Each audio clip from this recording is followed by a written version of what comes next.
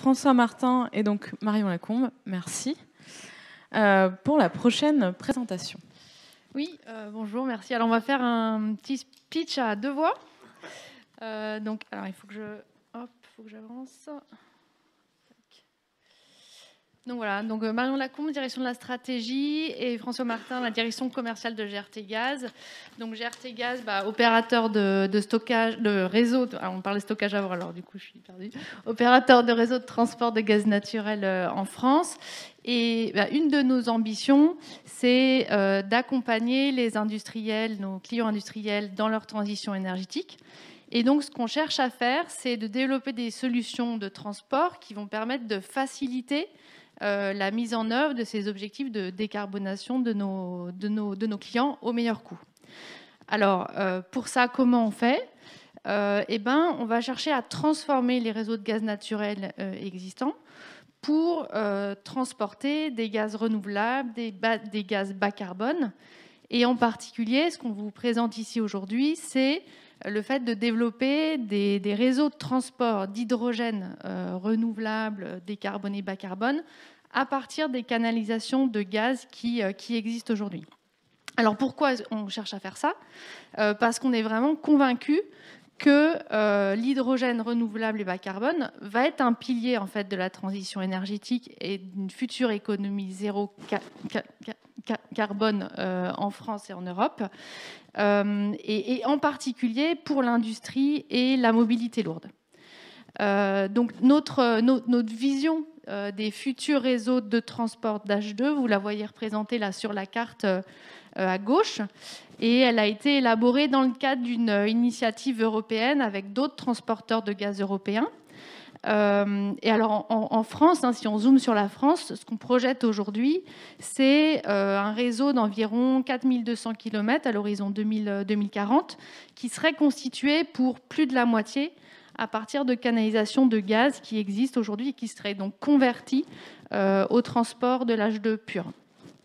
Alors, je dirais vraiment la plus-value en fait essentielle de cette infrastructure, c'est de garantir une connexion qui soit sécurisée, flexible et compétitive. Donc ça, c'est vraiment les trois termes importants dans cet enjeu de compétitivité, de sécurité et de flexibilité entre des sites de production et des sites de consommation et également des sites de stockage, notamment en cavité saline. Et ça, on vise à le faire sur un territoire bien plus étendu que ce qui serait envisageable s'il n'y avait pas cette logistique pipe.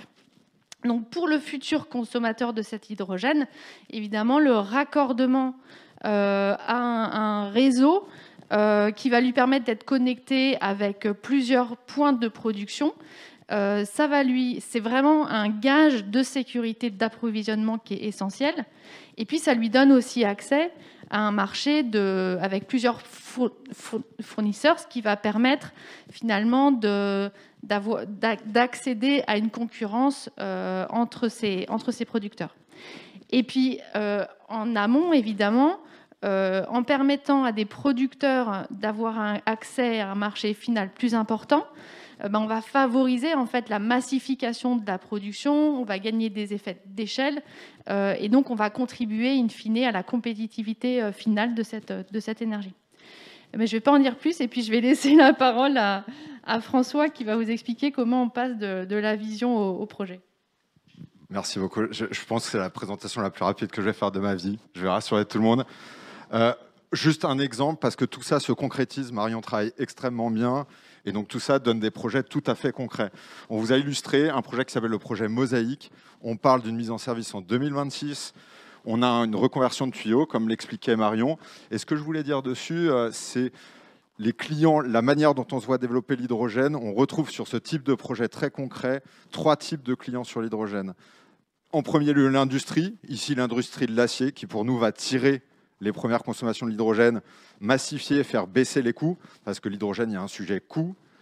La mobilité qui va bénéficier de ces écosystèmes industriels avec des coûts qui pourraient être d'ores et déjà compétitifs rapportés à des usages classiques type diesel.